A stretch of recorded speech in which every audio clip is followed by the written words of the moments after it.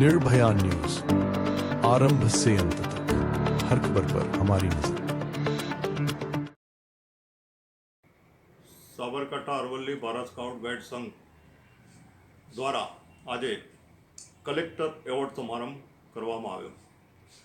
હિંમતનગરના Nalinkant town hall ખાતે જે બાળકો રાજ્ય પુરસ્કાર પ્રાપ્ત થયા છે, રાષ્ટ્રપતિ પુરસ્કાર પ્રાપ્ત થયા છે, એમનો સન્માન સમારંભ કાર્યક્રમ હિંમતનગર રાખવામાં આવ્યો।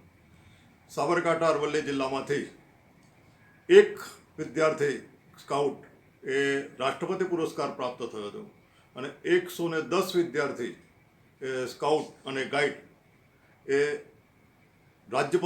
રાજ્ય પુરસ્કાર પ્રાપ્ત થયા હતા।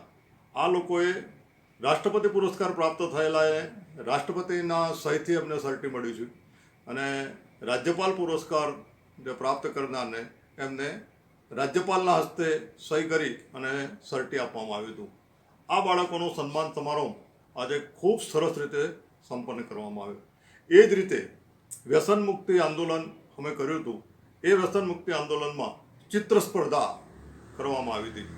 આખા સાબરકાંઠા અને અરવલ્લી જિલ્લામાં જ્યાં જ્યાં સ્કાઉટનું કામ ચાલે છે ત્યાં સર્વે બાળકોએ ચિત્ર સ્પર્ધામાં ખૂબ સુંદર રીતે ભાગ લીધો હતો અને આ ચિત્ર સ્પર્ધામાં પ્રથમ, દ્વિતીય, તૃતીય જે બાળકો આવ્યા હતા એમને પણ માન્ય કલેક્ટરશ્રી અને માન્ય જિલ્લા પંચાયતના પ્રમુખશ્રી રીનાબેન પટેલ અને કારોબારી સભ્યશ્રી રાજુભાઈ, કારોબારી ચેરમેન શ્રી રાજુભાઈ ચેરમેન દ્વારા એમને આપણે એવોર્ડ અર્પણ કરવામાં આવ્યો હતો। એ જ રીતે કેન્સર અવેરનેસ કાર્યક્રમ, કેન્સર અવેરનેસનો કાર્યક્રમ કે કેન્સર હટાવો, દુઃખ ભગાવો, આ રીતના સૂત્રોચ્ચાર સાથે જ્યાં જ્યાં સ્કાઉટને પ્રવૃત્તિઓ ચાલે છે સમગ્ર દરેક ગામોમાં મોટી મોટી રેલી કાઢી અને લોકોને જાગૃત કરવામાં આવ્યા હતા।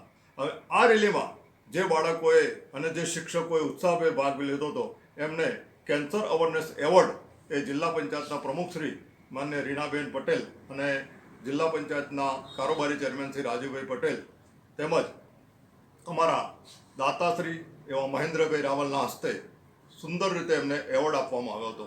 બાળકો ખૂબ સરસ રીતે પ્રોત્સાહિત થયા હતા। આનંદની વાત એ છે કે જાદુગર શહેનશાહ